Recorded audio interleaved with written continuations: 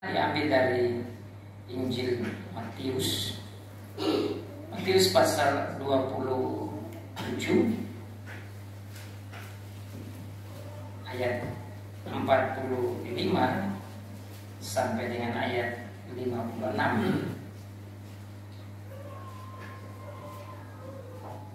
Pembacaan yang kedua diambil dari Injil Lukas. Untuk lihat konteksnya, Lukas pasal 23 ayat 33 sampai 43. Lalu pembacaan yang terakhir diambil dari kitab Injil Yohanes pasal 19 ayat yang ke-16b sampai dengan ayat 30. Sekali lagi untuk lihat konteksnya. Mari saudara-saudara, kita membaca firman Tuhan dari kitab Matius pasal 27 ayat yang ke-45. Demikian bunyi firman Tuhan. Mulai dari jam 12, kegelapan meliputi seluruh daerah itu sampai jam 3. Kira-kira jam 3 berserulah Yesus dengan suara nyaring, Eli, Eli, lama sabachthani. Artinya, Allahku, Allahku, mengapa engkau meninggalkan aku? Mendengar itu, beberapa orang yang berdiri di situ berkata, ia memanggil Elia. Dan segeralah datang seorang dari mereka. Ia mengambil bunga karang, mencelupkannya ke dalam anggur asam, lalu mencucukkannya pada sebatang bulu dan memberi Yesus minum. Tetapi orang-orang lain berkata, jangan. Baiklah, kita lihat apakah Elia datang untuk menyelamatkan dia. Yesus berseru pula dengan suara nyaring, lalu menyerahkan nyawanya. Dan lihatlah, tabir bait suci terbelah dua dari atas sampai ke bawah, dan terjadilah gempa bumi, dan bukit-bukit batu terbelah, dan kuburan-kuburan terbuka, dan banyak orang kudus yang telah meninggal bangkit. Dan sesudah kebangkitan Yesus, mereka pun keluar dari kubur, lalu masuk ke dalam kota kudus dan menampakkan diri kepada banyak orang. Kepala pasukan dan prajurit-prajuritnya yang menjaga Yesus menjadi sangat takut ketika mereka melihat gempa bumi dan apa yang telah terjadi.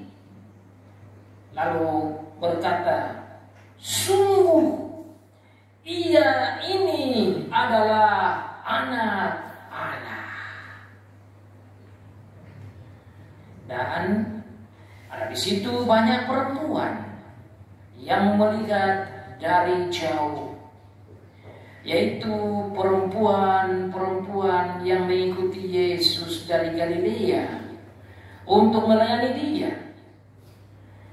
Di antara mereka terdapat Maria Magdalena, dan Maria ibu Yakobus dan Yusuf, dan ibu anak-anak Zebedius. Kita lihat lagi di kitab Injil Lukas pasal 23 ayat 33 sampai ayat 43.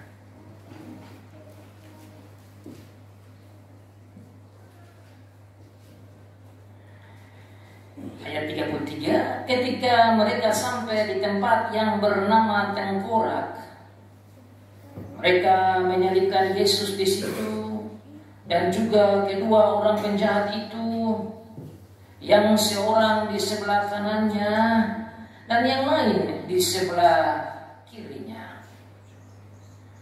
Yesus berkata, "Ya Bapa, ampunilah mereka, sebab mereka tidak tahu apa yang mereka perbuat." Dan mereka membuang undi untuk membagi pakaiannya. Orang banyak berdiri di situ dan melihat semuanya. Pemimpin-pemimpin mengejek dia, katanya, "Orang lain ia selamatkan, biarlah sekarang ia menyelamatkan dirinya sendiri, jika ia adalah Mesias, orang yang dipilih Allah."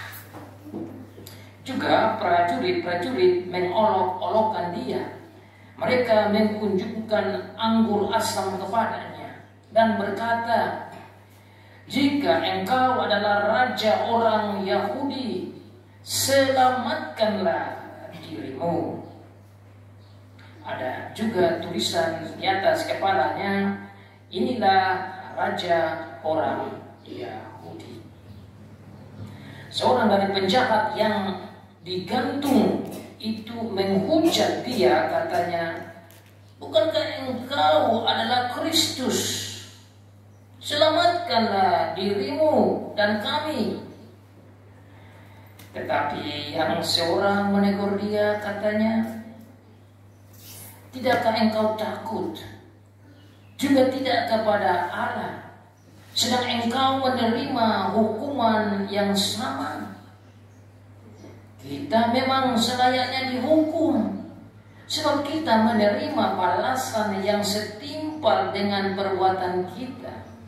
Tetapi orang ini tidak berbuat sesuatu yang salah." Lalu ia berkata, "Yesus, ingatlah akan aku apabila engkau datang sebagai raja." Kata Yesus kepadanya, "Aku berkata kepadamu, sesungguhnya hari ini juga engkau akan ada bersama-sama dengan aku di dalam Firdaus." Bacaan yang terakhir yaitu dari Injil Yohanes pasal 19. Yohanes pasal 19 ayat yang ke-16b sampai dengan ayat 30. Yohanes 19, 16b sampai ayat 30. Mereka menerima Yesus sambil memikul salibnya. Ia pergi keluar ke tempat yang bernama tempat Tengkorak, dalam bahasa Ibrani Golgota. Dan di situ ia disalibkan mereka, dan bersama-sama dengan dia disalibkan juga dua orang lain sebelah menyebelah, Yesus di tengah-tengah. Dan Pilatus menyuruh memasang juga tulisan di atas kayu salib itu, bunyinya, "Yesus orang Nazaret, Raja orang Yahudi." Banyak orang Yahudi yang membaca tulisan itu Sebab tempat di mana Yesus disalibkan letaknya dekat kota, dan kata-kata itu tertulis dalam bahasa Ibrani, bahasa Latin, dan bahasa Yunani. Maka kata imam-imam kepala orang Yahudi kepada Pilatus, "Jangan engkau menulis raja orang Yahudi, tetapi bahwa ia mengatakan aku adalah raja orang Yahudi." Jawab Pilatus, "Apa yang kutulis tetap tertulis." Sesudah prajurit-prajurit itu menyanyikan Yesus, mereka mengambil pakaiannya lalu membaginya menjadi 4 bagian, untuk tiap-tiap prajurit 1 bagian. Dan jubahnya juga mereka ambil.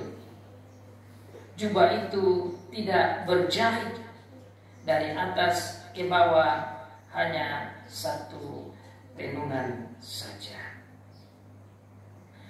Karena itu mereka berkata seorang kepada yang lain, "Janganlah kita membaginya menjadi beberapa potong, tetapi baiklah kita membuang undi untuk menentukan siapa yang mendapatnya. Demikianlah hendaknya supaya genaplah yang ada tertulis dalam kitab suci. Mereka membagi-bagi pakaianku di antara mereka, dan mereka membuang undi atas jubahku." Hal itu telah dilakukan prajurit-prajurit itu. Dan dekat salib Yesus berdiri ibunya dan saudara ibunya, Maria istri Klopas dan Maria Magdalena. Ketika Yesus melihat ibunya dan murid yang dikasihinya di sampingnya, berkatalah ia kepada ibunya, "Ibu, inilah anakmu." Kemudian katanya kepada muridnya, "Inilah ibumu." Dan sejak saat itu murid itu menerima dia di dalam rumahnya. Sesudah itu, karena Yesus tahu bahwa segala sesuatu telah selesai, berkatalah ia supaya genaplah yang ada tertulis dalam kitab suci, "Aku haus." Di situ ada suatu bekas penuh anggur asam, maka mereka mencucukkan bunga karang yang telah dicelupkan dalam anggur asam pada sebatang hisop, lalu menunjukkannya ke mulut Yesus. Sesudah Yesus meminum anggur asam itu, berkatalah ia, "Sudah selesai." Lalu ia menundukkan kepalanya dan menyerahkan nyawanya. Demikianlah jauh pembacaan firman Tuhan. Diberkati bagi setiap anak Tuhan yang membaca, yang mendengar, dan yang melakukan firman Tuhan. Jemaat Tuhan, pada minggu ini kita akan sama-sama dalami arti 7 perkataan Tuhan Yesus di kayu salib. Pada minggu kemarin saya telah sampaikan ke gereja dalam khotbah saya tentang perkataan Tuhan Yesus di kayu salib bagian pertama dan kedua. Dan sekarang kita akan lebih dalam masuk kepada arti perkataan Tuhan Yesus yang ketiga dan yang keempat. Dan minggu depan saya akan menggali arti perkataan Tuhan Yesus di kayu salib yang ke-5, yang ke-6, dan yang ke-7.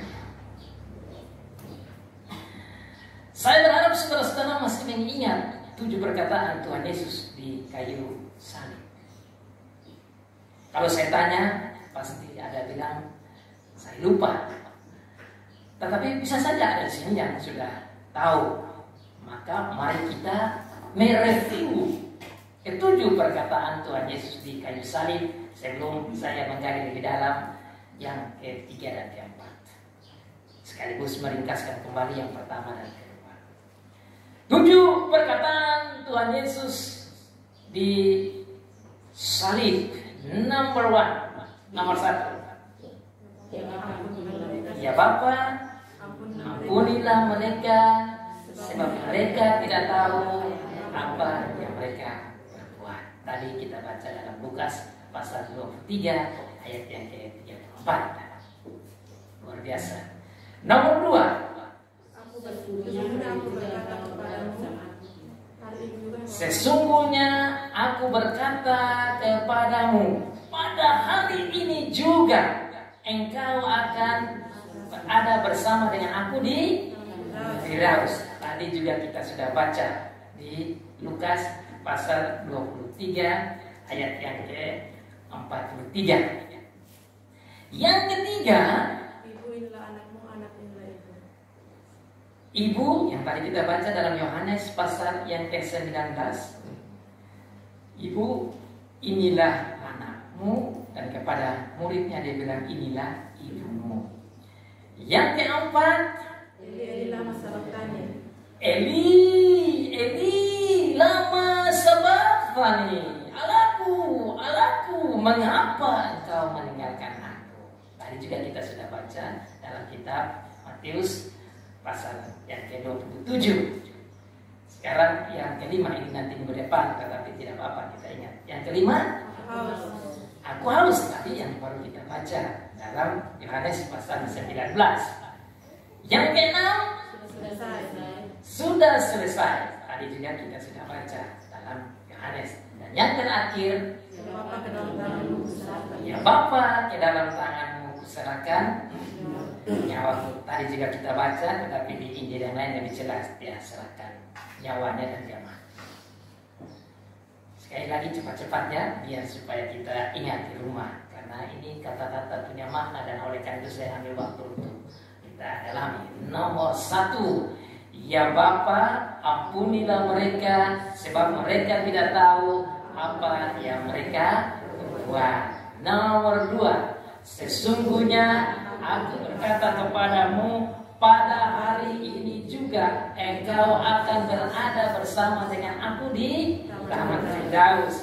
Nomor 3, Ibu, inilah anakmu, tanpa anak inilah ibumu. Nomor 4, Eli lama sabachthani.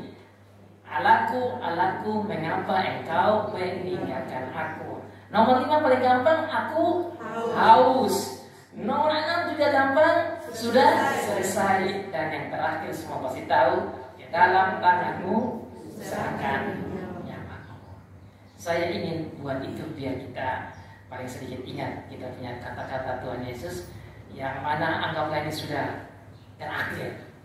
Dan pasca begini ada baik untuk kita ingat. Namun selain menghafal dan mengingat, kita harus tahu juga apa artinya. What is the meaning of this words of God, words of Jesus on the cross? Apa artinya? Izinkan saya untuk meringkaskan kembali lagi yang saya sudah khotbahkan minggu lalu. Mengapa Tuhan Yesus di kayu salib?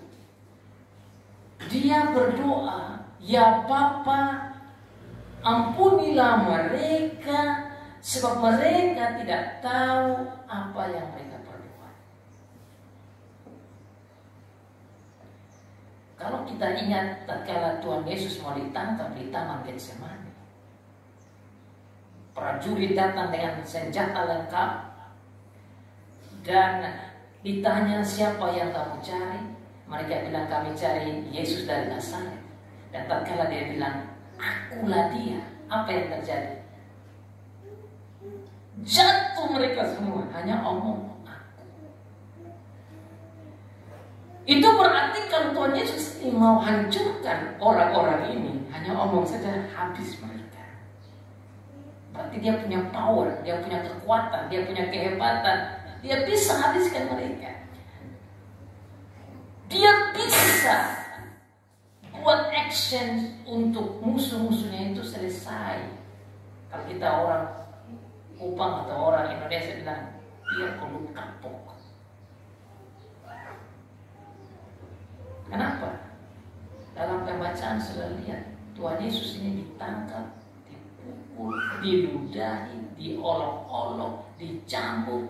Terlalu banyak kejahatan yang mereka buat terhadap Tuhan Yesus yang harusnya dia tidak terima. Bahkan Pilatus sendiri tidak dapat kesalahan apa sama sekali. Kalau saudara dan saya seperti Tuhan Yesus, saya kira kita akan, apalagi kita punya power. Oh, kalau dibolok saudara, semua orang bolok kita kumpul serang. Itu kan untuk pakai power kita. Kalau kita sendiri-sendiri ya kita pakai batu. Atau ada yang pakai macam-macam untuk menghantam musuh kita. Tapi kita belajar dari Tuhan kita Yesus Kristus. Untuk kita semua, bagaimana kita belajar mengasihi musuh kita. Tuhan Yesus tidak balas jahat dengan jahat. Ini yang saya arti kata pertama. Tuhan Yesus tidak bilang, Bapa, biar hancurkan semua mereka ini. Jahat orang-orang ini. Ludahi saya, olok saya. Terlalu banyak kalau kita lihat Tuhan Yesus yang sengsara ini. Dan begitu berat kesengsaraan. Sudah lihat di Taman Getsemani, dia berdoa sampai dia punya keringat itu, pembuluhnya pecah. Itu berat, dia punya tekanan psikologi, tekanan jiwa, sampai pada tubuhnya begitu keluar pembuluh darah itu pecah. Saya pernah khotbah ini juga, dan saya dalami bahwa kalau orang stres berat itu bisa sampai begitu. Kalau kita saja yang stres biasanya keringat keluar, keringat dingin, ketakutan, itu gejala jiwa. Begitu beratnya, tetapi Tuhan Yesus di dalam menerima berat tekanan, berat aniaya, berat hukuman, penderitaan secara jiwa dan secara fisik, dia bilang, Bapa, ampunilah mereka. Kata lain, Bapa, jangan lenyapkan mereka. Bapa, jangan habiskan mereka. Sekali lagi saudara, kalau kita kena, jangan bilang kena pukul ya. Karena kita kena cibir saja, jadi pemodel. Kita dengar secara langsung, atau dengar gosip, atau orang ngomong kita punya nama, kita malah jahat dengan jahat. Itu kita punya model diri kita begitu. Tapi sekarang kita belajar dari Tuhan kita, tatkala kita rayakan Paskah, Tuhan Yesus berdoa, Bapa ampuni mereka. Ini artinya Tuhan Yesus tidak saja ajar kepada murid-murid dan kepada kita untuk mengampuni orang yang bersalah, tetapi juga dia sendiri menunjukkan itu. Tapi kita mau tanya kenapa Tuhan Yesus berdoa begitu? Dalam perenungan saya amati bahwa Tuhan Yesus buat begitu karena dia sayang orang-orang ini. Dia berdoa supaya Bapa ampuni mereka, agar supaya mereka dapat kesempatan untuk bertobat. Dan betul kalau saudara baca baik-baik, orang-orang yang menolak Tuhan Yesus memang tidak semua, tetapi ada kesaksian fakta Alkitab yang menyatakan bahwa ada banyak imam-imam juga yang bertobat. Dalam kitab Kisah Para Rasul itu kelihatan dan jelas. Itu bagian dari doa Tuhan Yesus. Bahkan Tuhan Yesus di kayu salib karena doanya itu ada penjahat juga yang bertobat. Dan saya anggap ini bagian dari penginjilan Tuhan Yesus, supaya meskipun di kayu salib masih ada juga yang bertobat. Dan buktinya perkataan yang kedua itu akibat doa Tuhan Yesus, sehingga Bapa bekerja dengan Roh Kudus dalam hati penyamur yang ada di sebelahnya. Satu tidak diselamatkan, tetapi yang lain mendapat keselamatan. Dan Yesus artinya juru selamat. ingat aku waktu engkau datang sebagai raja. Raja itu artinya Mesias. Mesias itu artinya yang dijanjikan. Dan tatkala orang katakan bahwa Yesus adalah Mesias, berarti dia akui Yesus adalah anak Allah, adalah juru selamat. Itulah iman. Statement iman inilah yang membuat dia diselamatkan. Dan itu karena kasih Bapa akibat doa Tuhan Yesus. Luar biasa kita punya juru selamat. Tapi bukan hanya untuk orang yang di sebelah, bukan saja untuk imam-imam, bukan saja untuk orang Yahudi, untuk saudara dan saya. Karena kita juga orang berdosa.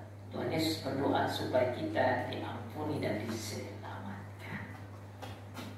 Sekarang saudara kita masuk di artian ketiga. Tatkala Tuhan Yesus disalib, kita harus bayangkan Tuhan Yesus lagi disalib dan sudah mau mati. Karena sebentar lagi jam 12 itu dia akan berteriak untuk menyerahkan dirinya. Tidak lama lagi.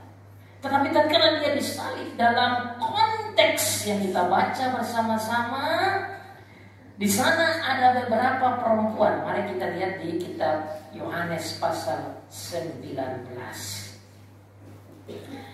Di ayat yang ke-25 dikatakan di sana, dan dekat salib Yesus berdiri ibunya dan saudara ibunya Maria, istri Kleopas, dan Maria Magdalena. Siapa orang-orang ini? Ibunya tentu kita tahu, namanya Maria. Itu ibu dari Tuhan Yesus. Saudara ibunya siapa? Ada yang tahu? Ternyata Tuhan Yesus punya mama, itu ada saudara perempuan. Ada yang tahu?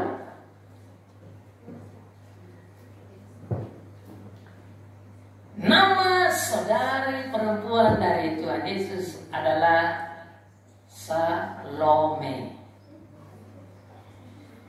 Salome punya suami namanya Zebedius. Dan Zebedius dan Salome punya dua anak yang ikut Tuhan Yesus jadi murid Tuhan Yesus. Satu namanya Yohanes yang tulis ini, Rasul Yohanes, dan satu namanya Yakobus. Ya, masih ingat ya?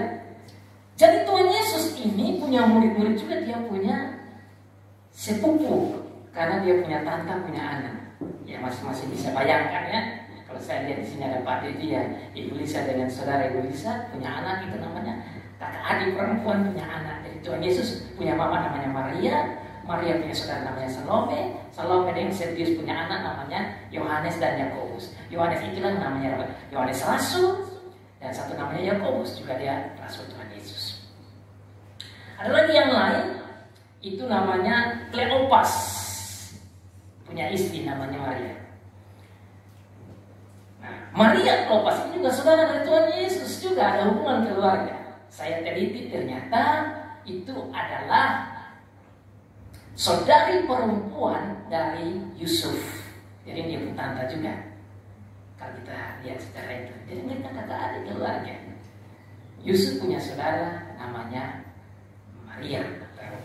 Ya, di sana suaminya namanya Kleopas. Sementara Maria Magdalena, saya sudah tahu ya, ya ikut Tuhan Yesus. Jadi kita bayangkan ya, banyak orang tidak lihat ini, tapi saya melihat itu tatkala di kayu salib. Yang datang itu selain orang-orang yang tidak menyukai Tuhan Yesus, imam-imam kepala Sanhedrin, prajurit-prajurit dari Bait Allah, kemudian orang Romawi datang, tapi datang juga orang-orang yang mengikuti Tuhan Yesus, termasuk Tuhan Yesus punya saudara-saudara keluarga. Dan yang betul, masa kita punya anak, kita punya keponakan dihukum mau mati, mau dikubur, apa semua, masa kita tidak pergi? Jadi masuk akal ya. Tuhan Yesus pergi, Tuhan Yesus punya mama pergi, Tuhan Yesus punya tante dari mamanya pergi, dan Tuhan Yesus punya tante dari bapaknya juga pergi, dan juga ada perempuan lain, itu Maria Magdalena pergi. Jadi kita bisa bayangkan, mereka pergi karena mereka melihat Tuhan Yesus cukup sengsara. Sekarang yang ingin saya dalami di sini yaitu perkataan Tuhan Yesus di salib yang sudah mau mati. Terus dia lihat dia punya ibu. Sebelum saya lihat dia punya perkataan, saya juga bertanya-tanya, ini dia punya bapak di mana Yesus? dalam penggalian saya tatkala saya khotbah dari Yohanes pasal 2, tatkala Tuhan Yesus membuat mukjizat air menjadi anggur, itu juga Yusuf tidak ada. Semua ada, murid-murid ada, keluarga besar ada. Maria berdiri untuk menangani kekurangan anggur itu. Jadi bukan Yusuf yang berdiri, Maria yang berdiri. Karena keluarga. Dan di situ banyak penulis katakan bahwa Yusuf sudah meninggal. Dan di sini juga masuk akal, Yusuf tidak ada, maka Maria sendiri. Dan saya pikir itu masuk akal. Karena harusnya Yusuf juga datang, masa anaknya mau mati, bapak tidak datang, bagaimana? Nah, sekarang tatkala sudah ada di salib, Tuhan Yesus ini begitu luar biasa. Dia menanggung penderitaan dan kematian untuk banyak orang, tetapi di dalam menanggung penderitaan bahkan akan mati untuk gereja, untuk begitu banyak orang, dia tidak lupa mamanya. Luar biasa. Dia tidak lupa ibunya. Maka waktu disalib, dia lihat dia punya mama. Dia bilang, kalau bahasa kita ya, mama, ini anakku. Dia tunjuk ke Yohanes Rasul.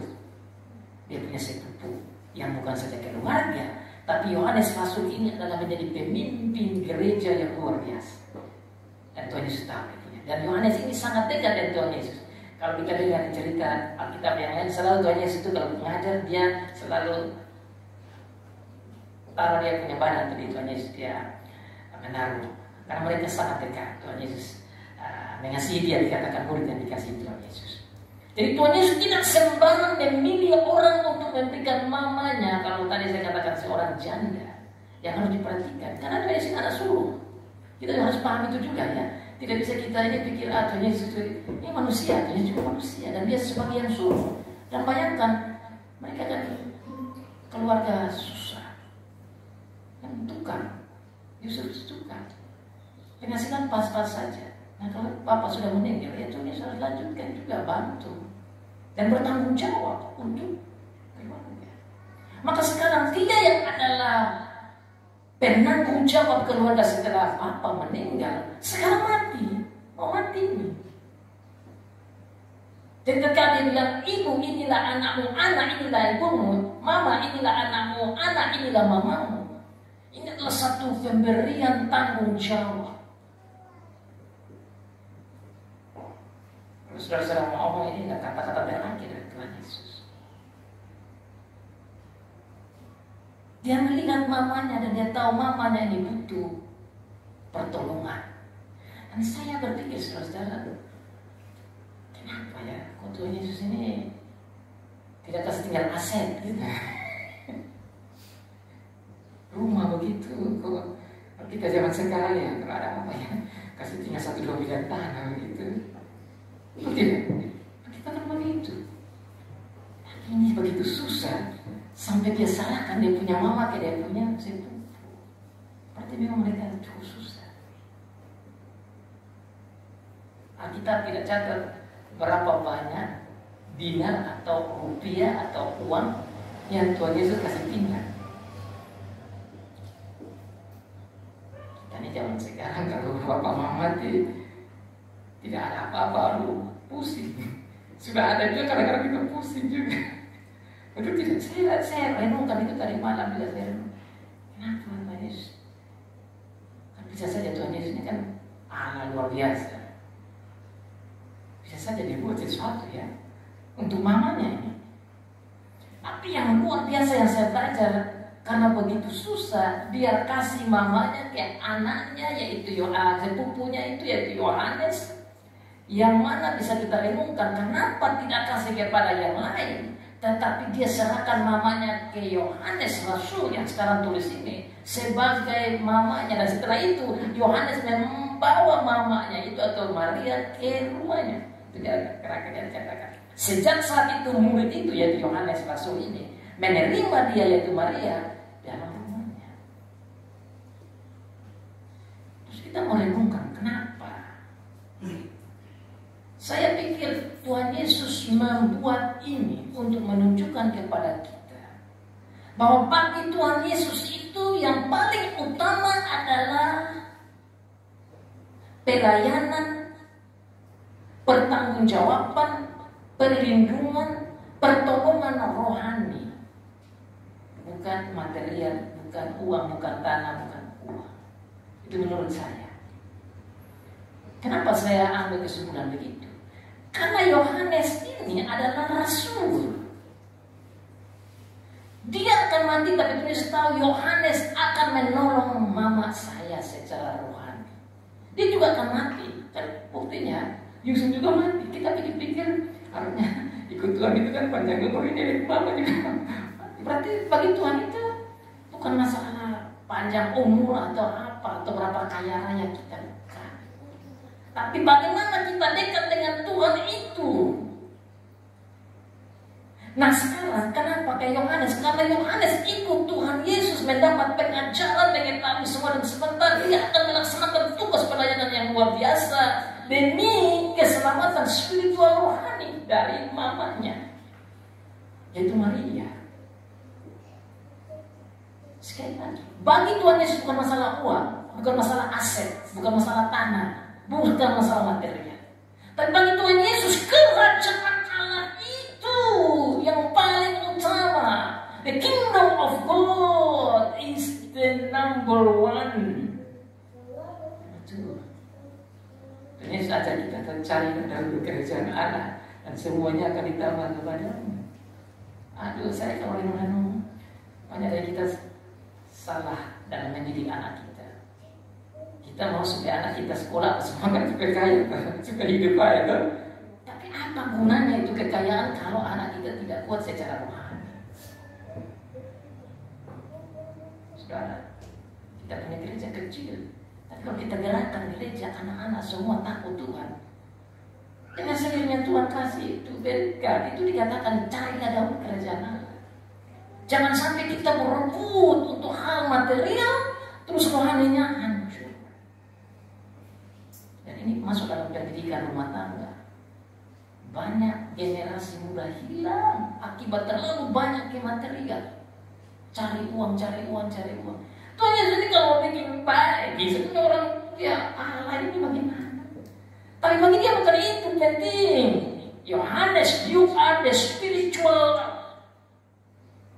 father and brother and son. Dia adalah penanggung jawab rohani.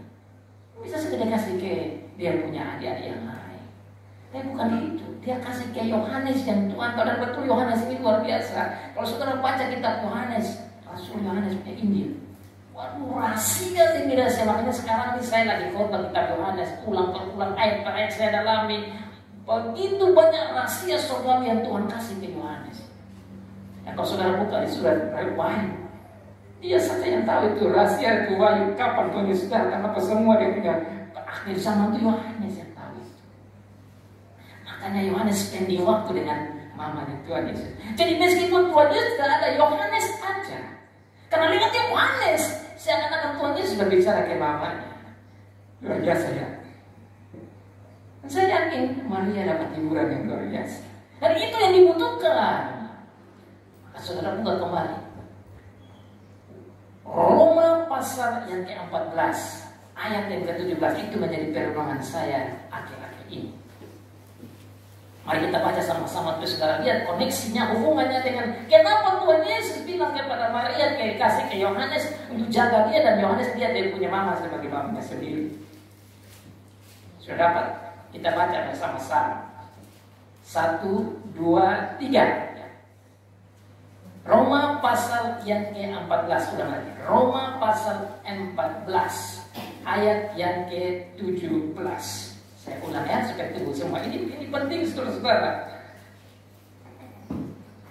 Sudah ayat yang ke-17, 1, 2, 3. Sebab kerajaan Allah bukanlah soal makanan dan minuman, tetapi soal kebenaran, damai sejahtera, dan sukacita oleh Roh Kudus. Kita perlu makan minum tentu, tetapi kerajaan Allah bukan itu. Makanya Dia tidak serahkan ke orang yang kaya untuk jaga mamanya. Dia serahkan ke orang yang kaya secara rohani, yang bicara tentang kebenaran dan bicara tentang kedamaian dan membawa sukacita. 3 poin penting itu. Sekali lagi saudara-saudara, fokus Tuhan Yesus bukan makan minum. Yang dia mau mamanya dipelihara adalah Yohanes. Ceritakanlah dan lihatlah dan perhatikan hal-hal kebenaran untuk ibu ini. Inilah mamaku, seperti ini mamaku, inilah mamaku. Yohanes, ceritakan tentang kedamaian, dan biarlah kedamaian ada dalam mama saya ini. Karena itulah kerajaan Allah. Yohanes, sukacita itu harus engkau berikan ke mamaku. Nah, untuk apa kita ada banyak uang terus kita menangis, kita membakar lain? Ini terjadi, saudara. Jadi kalau bicara kerajaan Allah, ini kita bicara tentang surga. Maria sekarang sedih. Ini sekarang sedih karena anaknya meninggal. Tetapi di dalam kesedihan itu Tuhan Yesus membawa sukacita khusus karena dia akan menikmati suasana kerajaan Allah yang tidak lain adalah surga itu.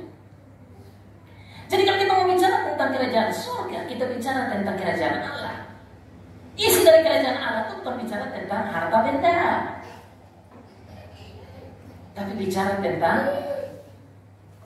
kebenaran, cinta kasih, damai sejahtera, dan sukacita. Maka saudara, tatkala saya renung ini, saya balik saja. Kalau kerajaannya Allah itu ada 3 ini, kebenaran dan juga kasih, damai, dan yang terakhir sukacita, kita tinggal balik saja. Yang bukan kerajaan Allah itu kerajaan setan atau neraka. Kalau surga itu terdiri dari damai, cinta kasih, kebenaran dan sukacita, maka kita balik saja. Kebenaran itu ya kejahatan. Siapa yang suka bawa kejahatan itu bagian dari ciri-ciri khas kehidupan orang neraka di situ. Jadi jemaat di sini pulang pikir baik-baik, kita orang neraka atau orang surga. Orang suka penuh dengan kebenaran dan kasih. Tapi orang yang bukan surga, saudara catat dan artikan sendiri, yaitu yang bawa kejahatan. Baliknya kok. Yang di sini kedamaian yang bukan surga, baliknya apa? Ya konflik. Konflik, masalah. Kemudian yang satu, kerajaan Allah itu ada sukacita, yang konflik itu bawa sakit hati dan nangis. Mana saja orang konflik, tangisan. Saudara-saudara, ini yang Tuhan Yesus mau dia punya mama itu dapat itu. Biarpun sederhana, tapi ada sukacita. Biarpun sederhana, ada damai. Biarpun sederhana, tapi ada kebenaran. Biarpun sederhana, ada cinta kasih. Dan kali itu ada saudara-saudara, biar hanya makan nasi dengan garam. Orang tua bilang hantam terus, karena makan dengan damai. Tapi kalau yang ada itu kebencian antara suami istri dan mungkin dalam jemaat atau masyarakat atau keluarga, taruh makanan 1 kilo dengan daging babi atau daging sapi atau daging apa 1 kilo meja, orang kok bilang mana ke kolong bangka, mau masuk tidak bisa masuk karena hati sakit, tangisan, konflik, perkelahian, benci. Ini saudara-saudara yang saya lagi renung, saya mau hidup yang begitu. Belum sampai di surga, nikmat hidup di surga di dunia ini, yaitu damai, sukacita dan kasih yang Maria harus dapat itu. Saudara-saudara dengar hari ini, saudara pulang dan catat di rumah nih, bagaimana saya dan istri saya, mama ini, wajar semua matahari kita, bapak yang apa lo, nikmati surga dulu, dia tuh itu. Anak yang mari kita kok kita cerita tentang surga. Tadi Tuhan Yesus mau Yohanes dan dia punya mama ngomong enak-enak. Artinya kita ini memang masih hidup di dunia ini masih ada. Namanya juga manusia, ada salahnya. Ada kita punya kekurangan. Tapi ayolah cari jalan-jalan keluar supaya ada itu damai itu. Karena damai selalu membawa sukacita. Kasih selalu membawa damai, damai selalu membawa sukacita. Dan itu yang Maria nikmati bersama dengan Yohanes. Sekarang kita masuk di bagian kedua. Apa arti? Eli, Eli, lama sabachthani. Kata-kata Tuhan Yesus yang keempat. Allahku, Allahku, mengapa engkau meninggalkan aku? Saudara-saudara, saya renungkan ini juga dan saya pikir, ada hal yang saya belajar. Tuhan Yesus disalib, terus kenapa dia berteriak? Dan dalam bahasa asli, bahasanya saya juga bilang begitu ya. Ini teriakannya cukup keras. Mari kita kembali ke teks Alkitab itu di dalam Matius pasal 27 ayat yang ke-46. Kira-kira jam 3 berserulah Yesus dengan suara nyaring. Ini suara nyaring, saudara ya. Ini berteriak ya, bukan omong-omong ke saya ngomong. Tapi saya mau praktek bagaimana Tuhan Yesus punya berteriak. Biar kita juga, saya akan jauh di mic sedikit ya, karena bisa saja ada telinga kurang dengar dan tetap tajamnya kalau dengan suara nyaring.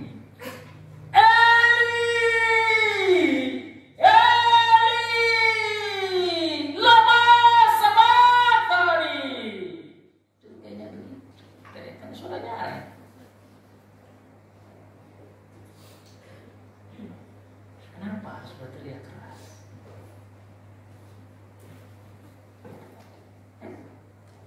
Dan sudah mau mati, tapi ada tenaga berteriak keras. Saya renungkan, dan dalam penulisan seorang bapak gereja namanya Klaas Scudder. Ini salah satu orang pimpinan gereja, ibadahnya yang cukup tajam dan pintar, dan banyak orang-orang reform, gereja-gereja reform di dunia ikut dia punya pengajaran. Dan dalam penafsirannya dia katakan bahwa ini adalah saatnya Tuhan Yesus mengalami saat dia dihukum oleh Bapa yang terberat di dalam kerajaan maut. Jadi kalau saudara tadi kita bangkit berdiri, kita bilang aku percaya kepada Allah Bapa dan kepada Tuhan Yesus yang mati dan turun ke dalam kerajaan maut. Artinya ini, karena dosa-dosa kita, dia ditinggalkan oleh Bapa. Karena dosa-dosa kita, dia dihukum oleh Bapa. Karena dosa-dosa kita, dia dimurkai oleh Bapa. Dengan bahasa meninggalkan itu sama dengan dia dimurkai. Dan saudara lihat, tatkala dia mendapat hukuman itu, dunia pun tidak mampu menerima, sehingga terjadi kegelapan. Matahari seperti diam saja, gelap. Karena bukan saja marah dari Bapa, tapi murka dari Bapa. Kalau marah masih biasa, tapi kalau murka mengerikan, saudara. Dan itulah keadaan di neraka itu. Allah murka kepada orang-orang berdosa, dan orang-orang yang di sana itu yang tidak percaya Tuhan Yesus. Tatkala Allah murka, mengerikan, saudara-saudara. Maka Tuhan Yesus bilang apa? Kalau di sana itu seperti ada kertakan gigi dan tangisan setiap detik selama-lamanya. Dan Tuhan Yesus alami itu.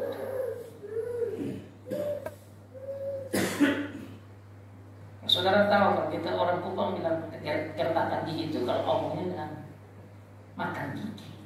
Nah, saya kasih contoh saja, makan gigi biasa mau pak. Kalau sakit makan gigi itu bagaimana? Nah, itu begitu tahan itu sakit itu. Itu yang dimaksud di neraka, itu mengerikan. Sehingga diumpamakan seperti api yang menyala-nyala itu. Bukan artinya api menyala dan bakar habis, tidak begitu, saudara. Ini hukuman atas tubuh dan atas jiwa selama-lamanya. Mengerikan sekali, saudara.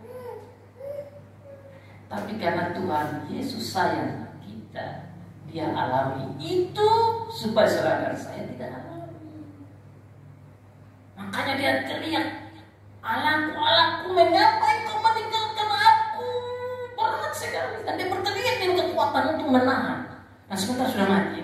Karena kata satu, "Aku haus," sudah selesai, boom, habis. Itulah saudara, kita merayakan Paskah, kita ingat Tuhan Yesus punya sengsara dan kematian dan beban berat. Makanya dia bilang, rayakan perjamuan, ingat aku mati itu. Perenungan seperti begini. Tanpa beratnya, supaya kita jangan menerima hukuman yang berat dan mengerikan yang waktu di Getsemani dia sudah merasakan beratnya hukuman Allah. Salib dia menerima itu semua. Dia menerima itu supaya kita jangan kesini. Makanya saudara, kenapa dia minta kita ke gereja tiap hari Minggu? Supaya kita terima kasih. Apalagi Paskah begini. Masa dia sudah sampai mati untuk kita kesetiaan, kita buat anak berlari-lari di sana, kita punya istri, kita punya suami. Tidak tak berterima kasih ke Tuhan di hari Minggu ini. Hari Minggu ini kan hari pertemuan dengan dia. Dia mau ketemu kita ini.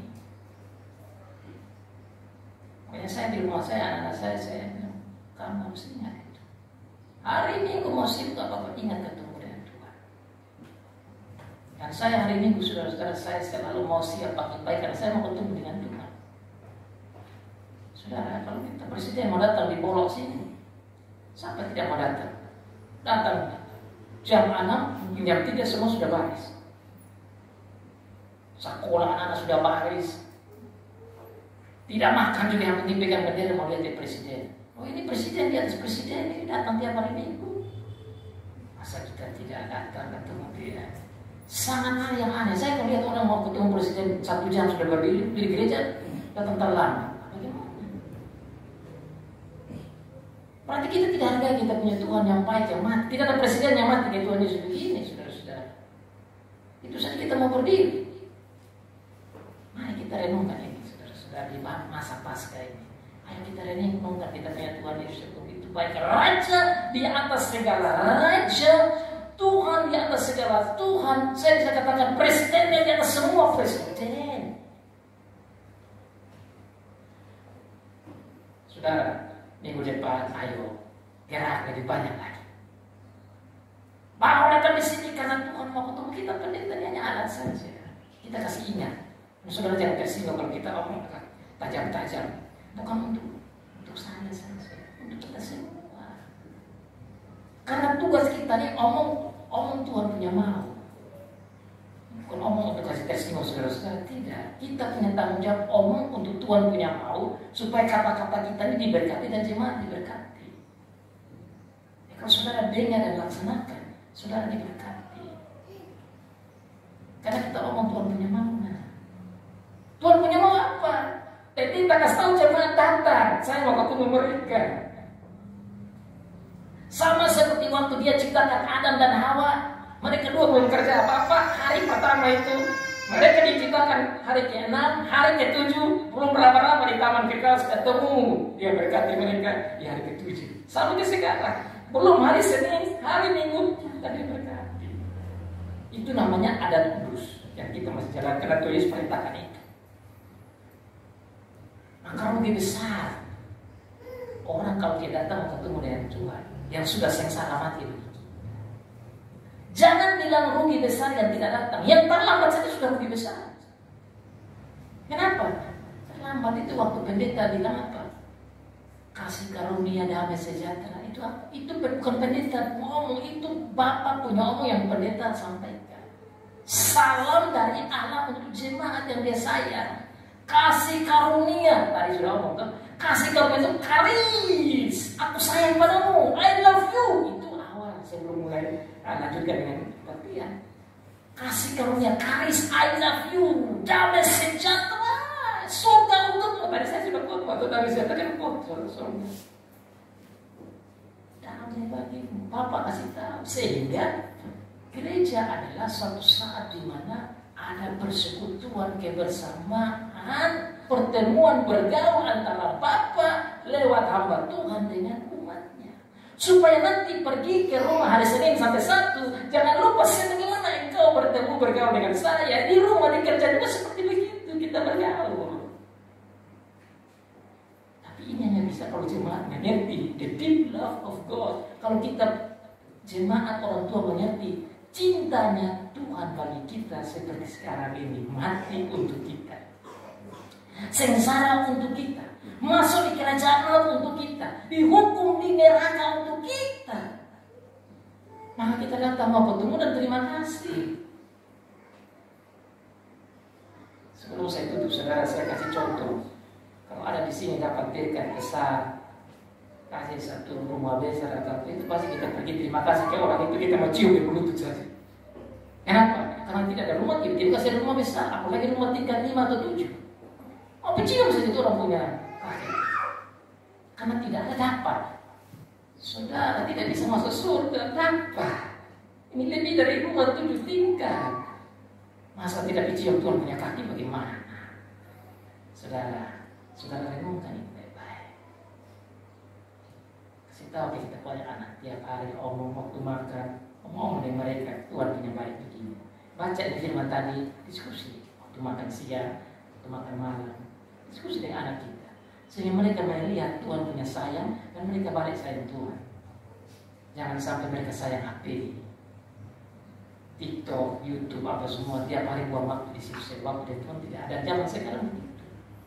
Orang tidak sayang Tuhan, lebih sayang barang-barang kayak di mana ini. Waktu banyak di sini. Saudara, ini Paskah ya. Mari kita semua renungkan baik-baik. Semoga cinta kasih Tuhan pertama dia tunjuk kepada itu banyak orang. Bapa, ampunilah mereka. Kemudian itu orang di sebelah dia selamatkan karena kasihnya terkelihatan. Mamanya juga dia perhatikan, sayang sebagai anggota gereja. Dia punya keluarga, dia punya mama, dia sayang. Terus dia sampai mati sayang kita. Itulah kerajaan Allah, berisikan kebenaran, cinta kasih, kedamaian, dan sukacita. Damai ada di hatimu atau tidak? Kasih ada di hatimu atau tidak? Sukacita ada di hatimu atau tidak?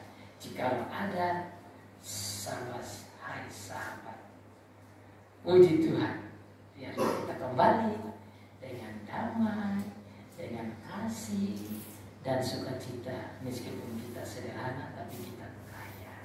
Kenapa? Karena itulah kerajaan Allah. Semua yang lain akan ditambahkan bagi kita.